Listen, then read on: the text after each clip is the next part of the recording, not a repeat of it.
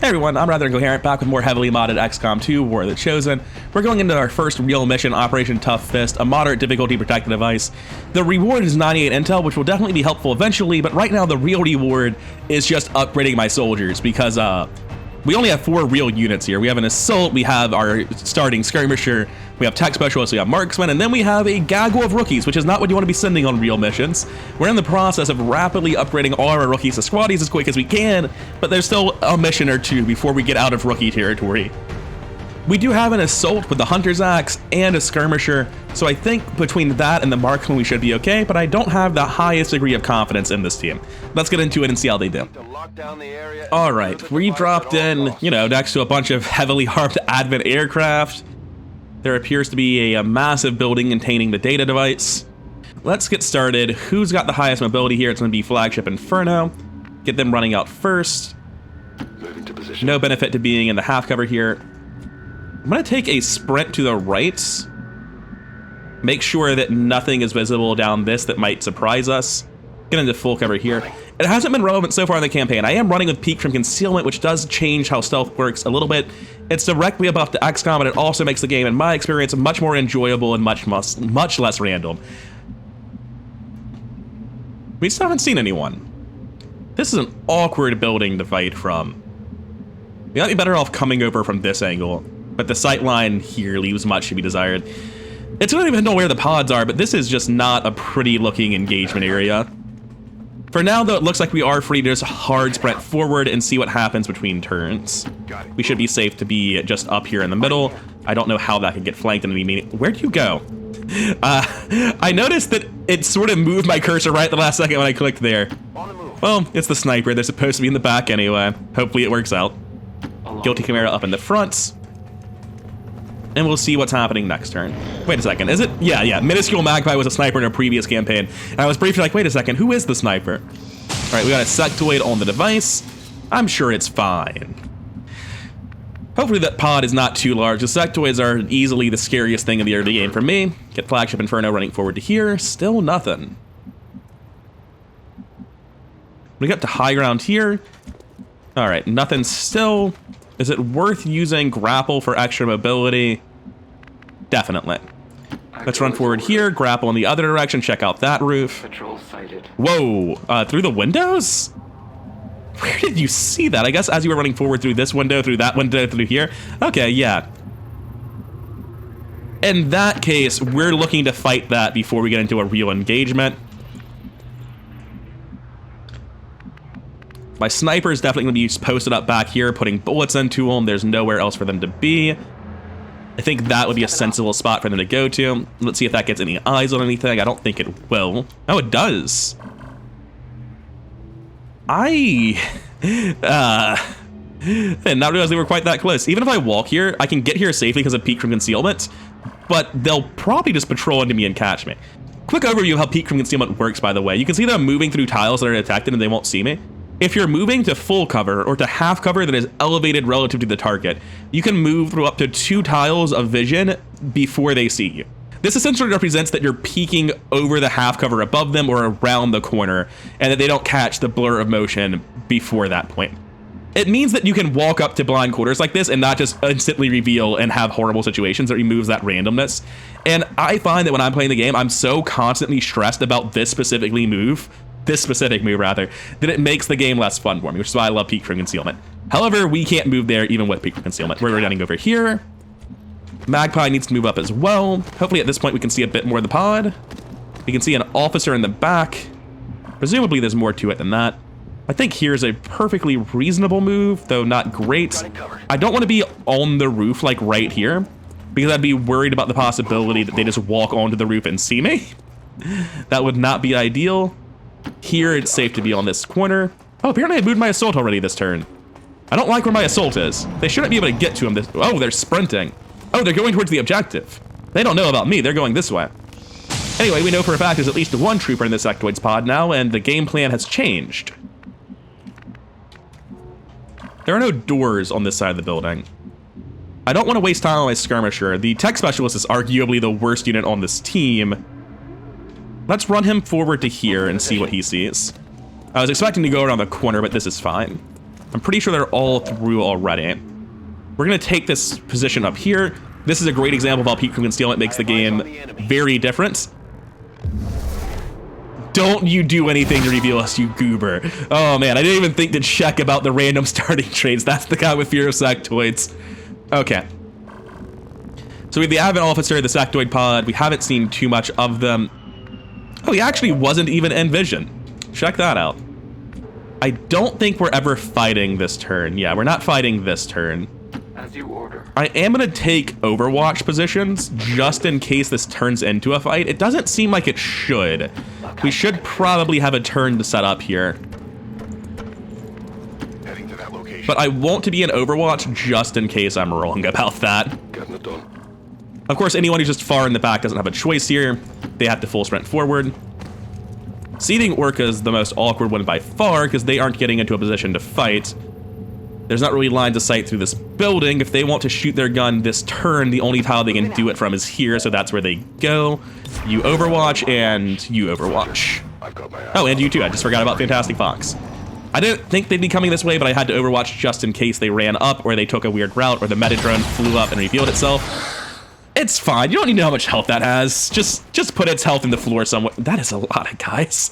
I can't even be snarky. That is a lot of guys. Holy shit, that is a lot of men. Come on in. All right, good job. Every time we encounter a new sectoid pod, huh? What is the explosive I'm seeing? Oh, it's for this pod over here that's not actually revealed yet. Whew, this is not a great spot. Because I have to fight so much so quickly here.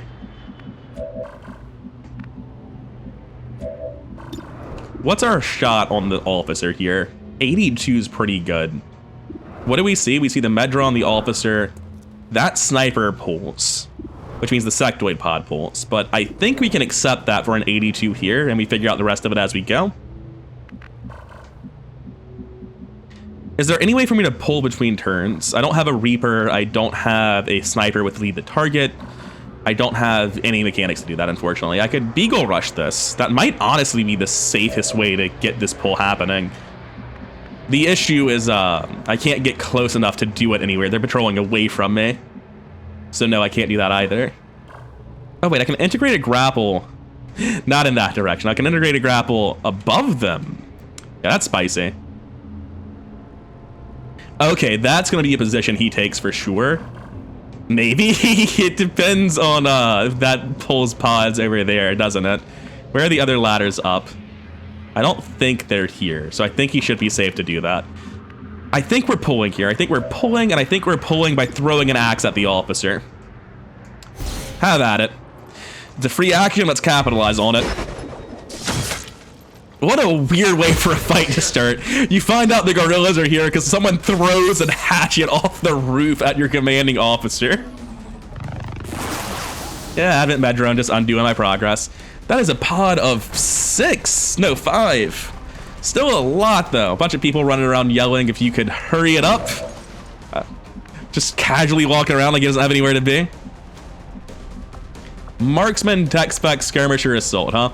No sapper, no combat engineer. Yeah, that was a mistake on my part. I clearly didn't promote my soldiers correctly because one of those should be here. All right, let's do it. Let's see the carry in action. Save the day. You saw that and pulled a sectoid pod in the back, didn't you? You did it. Good job. All right. Unfortunately, we don't actually have great lines of sight here. Does explosive action make grenades not end the turn? No. It's still explosive action, though. Okay, we take explosive action. We pump 2 bullets into this drone. It might kill the drone, it might not, but I mean, somebody's got to do it. Hey, good job. I did not get the 1 in 4 to fail to kill on hits. And then I think I'm just dropping a grenade over the edge onto these folks. Oh wait, am I actually not able to get a grenade on both of them? Yeah, they're slightly too far apart. This thing in the corner might be explosive, and the officer's clearly the higher priority, not the heavy. Yep. So let's do this to make sure we get the kill on that officer. Next turn, Chimera is in position to start doing gross ripjack things. here we have this shot on that pile of people back there. Not convinced that's the best thing to do. Oh, you have cover still. This thing I thought was explosives just still there and serving as high cover, huh?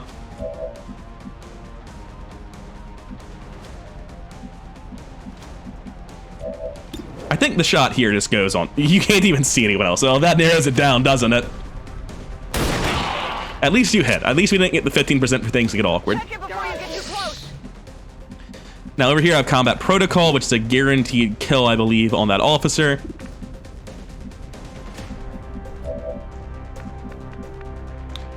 I can run and gun, but the sniper's still gonna be safe. I can run and gun to the roof. That's a spicy one. I'm pretty sure that pulls. So running gun to this roof, not really helpful. But I can drop down to here with the intent of running gunning in the future and shooting that officer now. I can move here instead, which is largely similar. Oh, this isn't cover. There's no plates on that side. Glad I noticed that.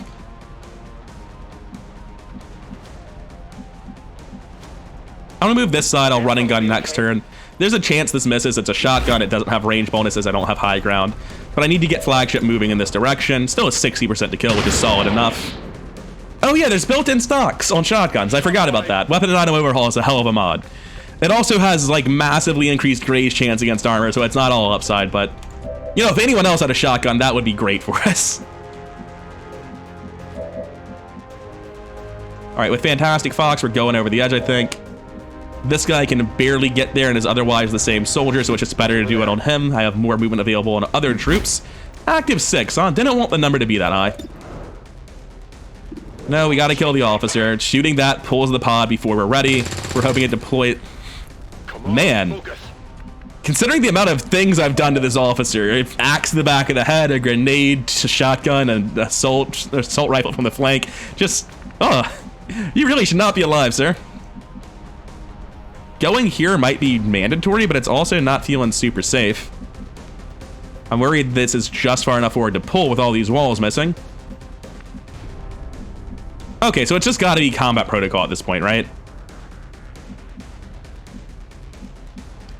This is the furthest back I can be while dropping combat protocol on him, so I'm gonna take that move. Not aid protocol, the other one, the complete opposite of aid protocol. And this will get him dead. Maybe I should have went straight for that instead of even trying to use the assault. It's just there's not other good shots, and I wanted to hold that cooldown. I didn't want to use it now. Over here, there's nowhere I can go now that's great, but I can just push this way for flanks next turn. With the amount of stuff on this in an easy mission, I'm pretty confident there's not another pod after that last one. And then here we take this position in Overwatch. And we have a lot of people in half cover and a lot of enemies active, so I'm not feeling great about most of this.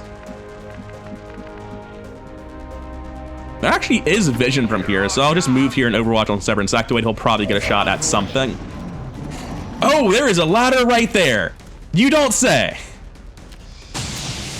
Yeah, you don't. Oh, this was strategically mismanaged. Remember when I said it was really important at the end of last episode that we don't let our skirmisher get wounded here? And then, I didn't know there was a ladder on the inside of that building. Who could be bothered to look at the roof and see if it's safe? Don't be ridiculous. He should be safe now. I think that was the only move they had since they've already moved the heavy and the trooper that were near the door. Unfortunate to see these Overwatches whipping so hard. Can the sniper shoot with one action, or is it resolved to smoke grenade now? Yep, that'll be the last pod pulled, and then immediately getting their yellow alert Overwatches. How many Overwatches are we dealing with? We have active 9, always good, always good. We have a trooper Overwatch there, and we don't have eyes on anything else. We have this Overwatch, obviously, but I was talking about the new pod. Okay, here we're just going to shoot that immediately. Is there a conceivable reason not to? Not a single one. All right, down from 9 to 8, seriously hurt somebody. Yeah, this Ripjack strike's pretty set in stone here. Why can you not go around? Oh, explosive action. That's fair. No matter what, I'm flanked by people coming up, but this move seems like it might discourage people from shooting me over the side. Oh, wow, it's only 7 to 8. Oh, that's unfortunate. Even with melee vulnerability, huh? 32% to crit as well. We actually need to back off of that unless someone else can help. That's a hell of a play. All right, so somebody else has to go first because like right now the play here is like this. It's like a move here and break line of sight. Can the sectoid catch me if I do? If I move here, we'll have step outs, but no shot, or at least no flank. So I can break line of sight if I have to up here. Does this actually pull the Overwatch? And if so, it does it in full cover, so I'm not too worried about it. I was right. I was like, I'm entering from no line of sight to full cover. I don't think that pulls Overwatch. Right, so here we want to see if grenades have any multi-targets and any Overwatch targets. And again, we have these guys just far enough apart to not have grenades on like every single front. No one else is ever breaking this cover or this Overwatch. So we take that grenade here. No one else has any chance of dealing with that efficiently.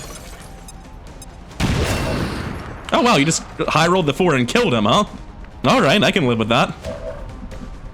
We have a slash here as well as a run and gun. The slash can't get to the sectoid, that's important. Down to active 7.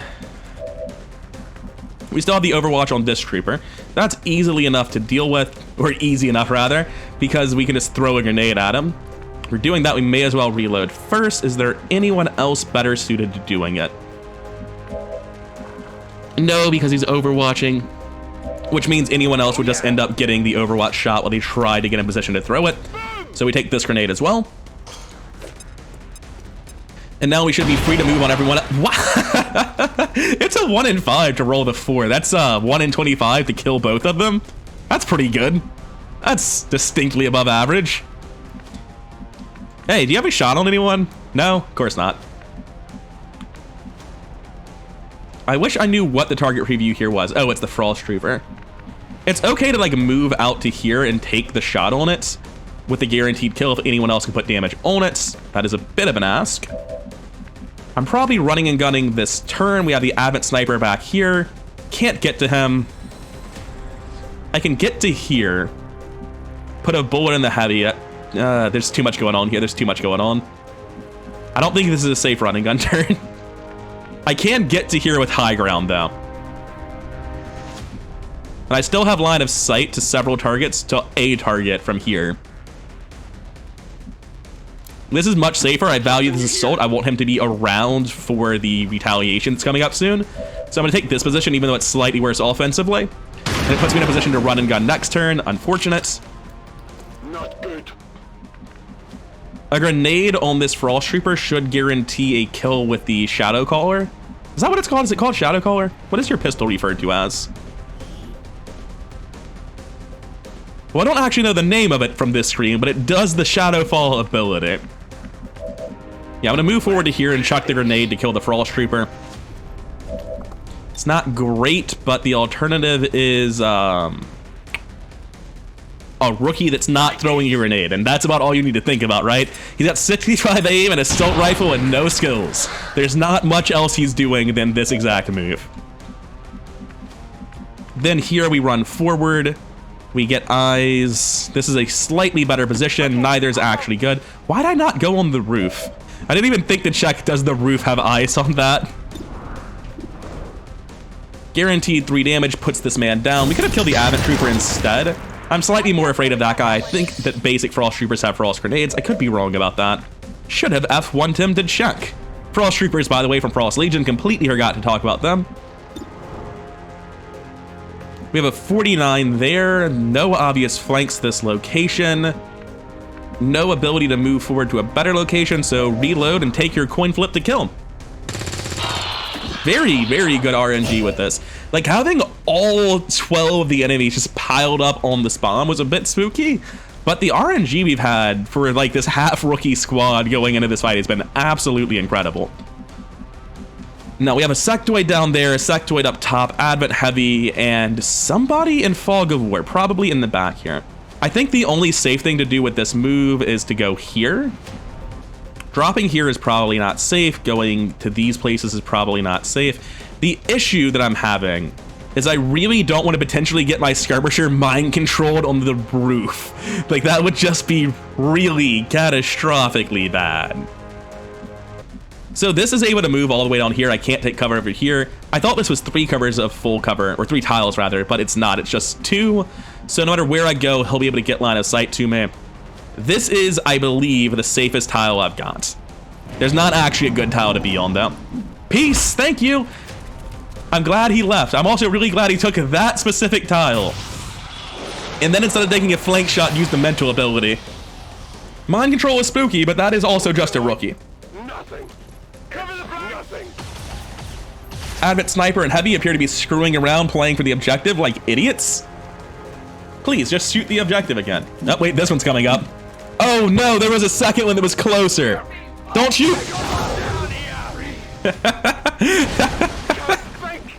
This is what happened last campaign. Not quite the same steps, but yeah. So last campaign when I went to test skirmishers, I lost my skirmisher in the first retaliation.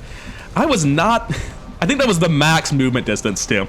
That's substantially worse than mind control. The good news is that now we can get 2 skirmishers to replace him, because we can get 1 skirmisher from this month's covert ops, and that mission will still be going when next month rolls its covert ops. So we can get a second mission because it'll think we have no skirmishers, and we'll get 2 skirmishers ahead of schedule.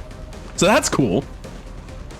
This is less cool, but hey, there's some good in everything. Just not for Guilty Chimera, not for him. The only thing you have line of sight on is betraying your team, so let's not. I mean, we have 3 people with high ground flanks on this sectoid. Surely, surely that will be enough. I'm not even that beat up about the skirmisher. It's really just incredibly funny to me. I don't think we actually have a very reliable kill on this sectoid. We're probably going to have to use run and gun on the assault, which is not what I want to be doing. Oh, also, the skirmisher probably lives there a lot of the time if it doesn't get crit. It's not important. Like, him living is really not a big deal. Oh, I really should have moved all of them, should I? Well, this guy has a flank shot on the sniper, too, because the sniper's just a god at positioning. I don't know what he was doing. Just going to reload and kill the sniper because it's guaranteed, and I don't have much reason to do anything other than guaranteed kill an enemy unit. Check it before you get too close. This is a flank on the heavy. Why would I not? I mean, theoretically, I guess, like, no, there's no way he has the movement to flank me. He's not getting a second flank kill, right? I got nothing. Can the heavy get a flank here? Can pop out the window? Yeah, the heavy could flank. It's a suicide flank, though. He can't quite get to cover.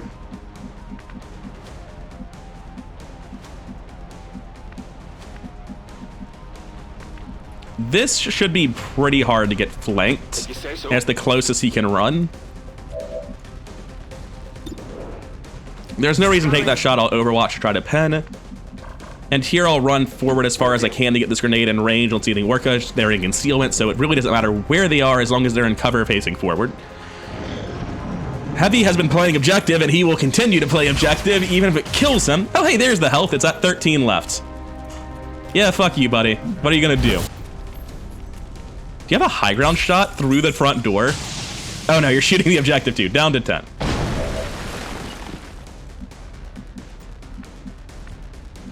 So with our movement here, we're nowhere near getting to, that's not entirely true. We do actually need the heavy to be dead, though. That's kind of important. So I can move to here and chuck a grenade at him with Seething Orca. The run and gun on my assault, by the way, was to throw a grenade at the sectoid and drop him through the floor. This should destroy his cover without affecting the uplink. I'll be very upset if this somehow deals damage to the uplink, but it looks like it's just hitting a random conveyor belt to me. Good. And now that should allow, hopefully, this rookie to get the kill. Let's rock. 74%. All right, finally went down. That's right. Now we can take our assault and we can run and gun forward, and we're gonna want to do it from the base floor and chuck the grenade up through the window. So looks like here's the positioning I want. And there's not going to be a safe flank on this. Everything that flanks this will be flanked by my own units. Are you sure it can't go up there? There we go. It's barely doing it, but we got it. I would like you to go down to the first floor, sir. All right, that'll be 3 + 2 falling is 5. He's down to 5. He fell into full cover. He's a master of positioning. What a great tile. Holy shit. Do I have any nearby grenades, or does he just get to live for another turn and be dangerous? This is the only grenade I've got. It's not exactly what I would call nearby. That would be one hell of an arm. Hopefully he just shoots the objective again. In terms of movement, yeah, you can get to here. He can't get around the back, though. He can get to here and shoot down the side. I want to just move in ways that limit where the sectoid is willing to go. I don't necessarily want to move in a way that tries to kill the sectoid. I want to move in a way where the sectoid's like, oh shit, it's not safe to move forward. Theoretically, I could just like kill the sectoid with this guy. Seems very unlikely.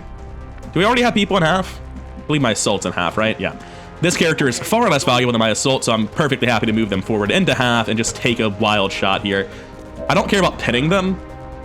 Actually, he's gonna run because of the assault, so having Overwatch will give me a better shot, unless you just want to shoot the objective. Thanks, that's definitely the preferred outcome for me.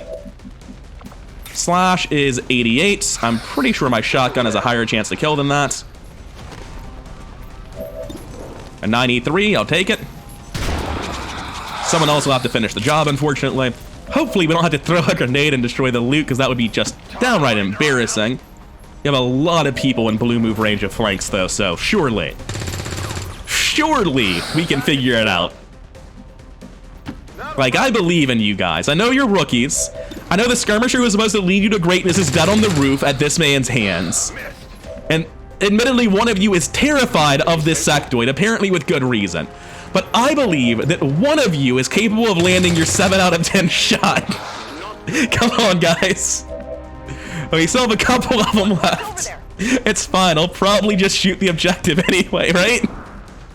You're a marksman, you trained for this your whole life. Yeah, good job. All right, got him.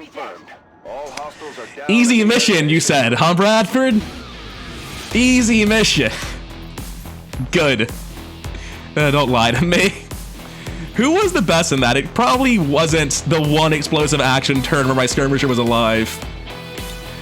Oh, hi, Total Halibut. Glad to see you trying. Seething Orca, actually. Good job, Sniper. You shot twice, you hit twice. Unlike a lot of people. The fact that Seething Orca was the carry there is not great. Yeah, this mission could have gone better. It's not terrible. I actually was considering if there's merit to intentionally killing your first hero unit to get 2. I decided that because of the first terror mission, that was obviously wrong, but there was a debate about intentionally doing the bad thing that just happened to me. We made it back safely, most of us. Unfortunately, one of us is going to need a somewhat early memorial. That's not what killed them. This is incorrect. Try again. Yeah, there we go. She will not die in vain. Joined the fight. I mean, a Sectopod's not what killed her either, but at least it's better artistically, kind of. Let's get out of here. Let's not think anymore. It's very sad. We got a corpse. How much alloy do we get? Only 2. I think that's probably still not enough to do alien alloy integration, unfortunately. 98 intel. Is any of that about how to get some more skirmishers? Negative trait acquired. Please, only 1 person died. What are you worried about? Oh wait, urban combat training doesn't sound bad. That actually sounds like a good thing. I think that's just the UI error where it always says negative trait. Is that correct? Yeah, this unit will have +2 mobility in urban areas. Also, that guy wasn't even on the mission. He's on a covert action right now. I'm not sure why it told me. Anyway, if we were to head over to covert ops, you don't want to tell me where the skirmishers are at? Admittedly, that's understandable. That's fair. It might show up as soon as I let time pass. We've been working on supplies, but not for long. Since they're both 11 days, supplies are just worse than rookies. Like, if you're going to buy rookies, supplies are a less efficient way of doing it. So yeah, we'll go here first. Now, having moved, no. They're like, look, if you can't handle a skirmisher for a singular mission, we're not giving you anymore. Fair enough. I could have sworn that in the past I'd had a hero unit die and immediately gotten a new one. Oh well. Well, then it's just terrible. There's no advantage whatsoever. Seeing Orca made it up to Corporal for their MVP carry there, I always take lead the target on my snipers. It has got a lot of rules because it's sort of an Overwatch, but it's sort of an ability. The short version of it is that you shoot somebody, but only once their turn starts, and you get plus 20% chance to hit for doing so. The big part, though, is that you can only shoot while braced, but it also only costs 1 action. A lot of the times, the sniper will brace and then, like, Overwatch with their pistol because they have nothing to do, so lead the target helps to smooth out those turns. Additionally, in that previous scenario, I could have led the target to start the fight from concealment. It's, in my opinion, one of the best ways to ambush from concealment because you can Overwatch everyone else, lead the target, and then get the ambush during their turn, which is very hard to do. Lightweight optics is nice because it lets you fire at squad sight without bracing, which would have helped in the previous mission in several places. Blindside lets you take a weaker shot from concealment without breaking it, but lead the target is just too valuable because of its ability to trigger Overwatch ambushes. Big Large made it to their 2nd rank, and here I don't really have much debate. Adaptive alloy plating for regenerating armor, who really cares? Electronic surveillance is really nice, especially later on once you buy upgraded scanners and it becomes a massive damage buff. But low profile means that this soldier doesn't take up cover. And as you saw in that previous mission, 8-man squads don't have enough room for all the cover. The full cover gets filled and people are just like running around in half cover and in the open and shit. So having soldiers that don't care about cover as much is incredibly valuable. I would love to take electronic surveillance, but I need low profile. And all 4 of the rookies got promotions and they're all ready to go on the next mission. Well, this one might not be happy about it, but they're ready, damn it. Now, Total Halibut's already color-coded and has bad will. I'm gonna go ahead and make them into a combat engineer, because we desperately need some explosives on the retaliation that's coming up because we're gonna have some problems.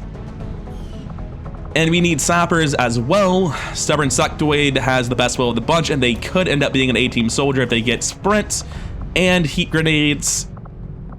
Let's make you into a sapper. Sappers are supposed to be yellow. We have sprint and heat grenades. Stubborn Sectoid, welcome to the team. Additionally has unbreakable and minefield, which is, I think this is literally perfect.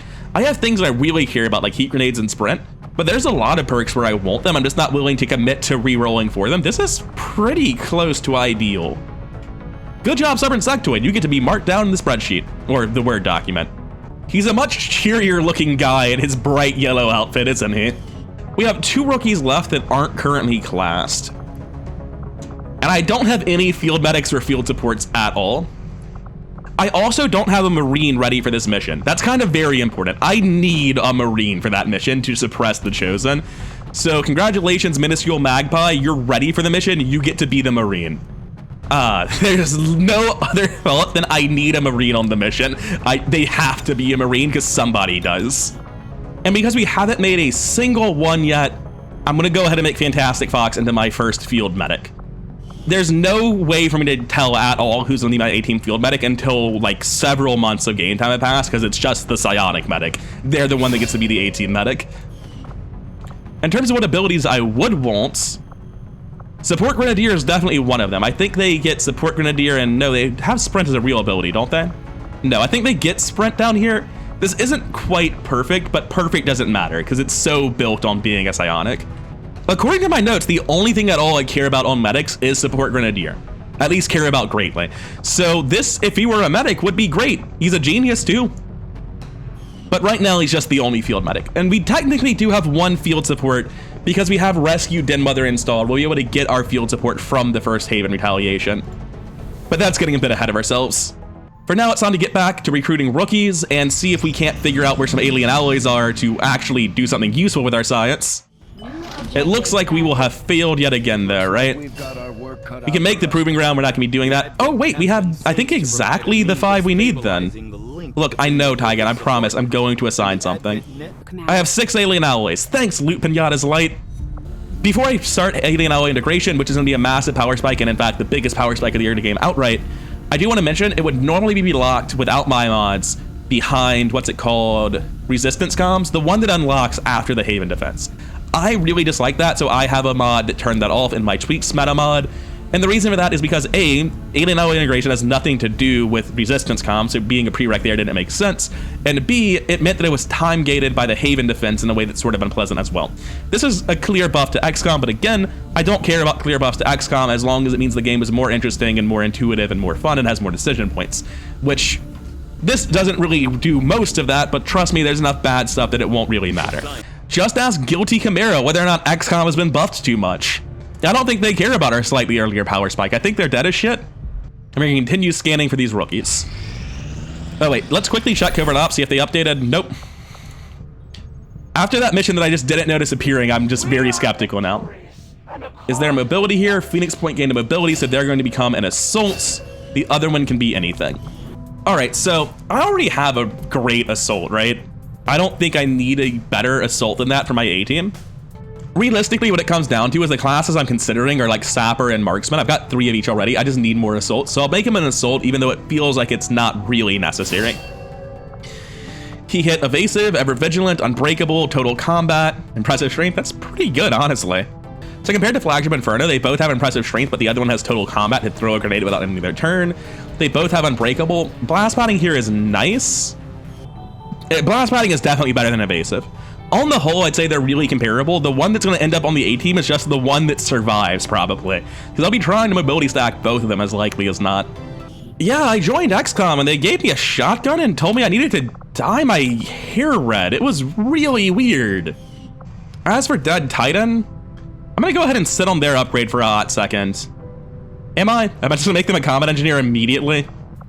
How's my current tech specialist doing? They get wounded, they get fatigued, they're shaken. They're tired at 5 days. Oh, but they're also great. Hunter of the Chosen's not the biggest deal, especially for this class. But yeah, they have hot charge batteries and sprint and upgraded scanners to boot. I'm gonna make them a tech specialist. I'm not thrilled about making this person a tech specialist. Your plaid's gonna look so dumb in green though. It won't look much better in orange. I think making this into a tech specialist is the correct choice for the time being. How are you doing by comparison, by the way? You have like the same perks. Wait a second, quick will comparison. 46 to 53, huh? You have a more will despite being a lower rank. It's hot charge, scanners, and sprint, and I really don't care about the other 3. All right, you actually have the exact same perks. That's impressive. Yeah, congratulations, Dead Titan. You're on the A team. I was not even really sure I wanted to make you into this class, but all right, sure. Yeah, that looks very silly, but it's your life. Live it how you want. Just don't live it like Guilty Chimera. All right, and that covers our soldiers. Let's get back to scanning because there's nothing left to do at the minute. Figure out if these rookies actually want to join XCOM. All right, Covert Ops, our infiltration is ready yet? Oh, whoa, recruit scientist. That's not what I thought it was saying at all. What's happening? I'm so confused. This is a separate mission for recruit scientist. And I think coincidentally, I found this because my break a scientist out of jail mission got to 100% at the same time. We're gonna be sending some rookies out on this mission. Are there any? There are 2. There are 3. We're gonna send the ones that are not the bare minimum. We're gonna send the 36s instead of the 35. Good luck, you 2. Try not to get your moderate risk of soldier wound. And then coincidentally, at the exact same time, this got to 100%. We're not going to over-infiltrate. Just infiltrating enough is plenty good. Yeah, coincidentally, I found out that there is a new rescue scientist mission as a normal covert op because the game paused for this hitting 100%, which threw me for a serious loop. Now, we could over-infiltrate and try to get rid of this, but it's not worth the time. We'll just play it without stealth, as brutal as that can be. And Advent loot is really, really nice. Hopefully we can get some good stuff out of that. Checking out the squad that'll be going in, we have Steel Guardian the Sapper, a Combat Engineer, a Marksman, another Marksman, and a couple of rookies. So we're gonna set up and try to fight from range. We have a couple of close range units. Easy, but I mean, that last mission was technically easy. But that's all for next time. We'll see how they manage. Do I want to over-infiltrate this? If I check this out, God, it would take 5 days. Nobody's got that kind of time. 5 days times 6 soldiers, that's 30 days times 24. That's 720 man hours. Nobody's got that kind of time. I can't fatigue spiral myself voluntarily. Yeah, we're going now. Or more accurately, we're going next time. I've been Rather Incoherent. Hope you enjoyed this episode of XCOM 2. If you have, like, comment, subscribe. All that stuff really does help the channel grow. And I'll see you in the next one.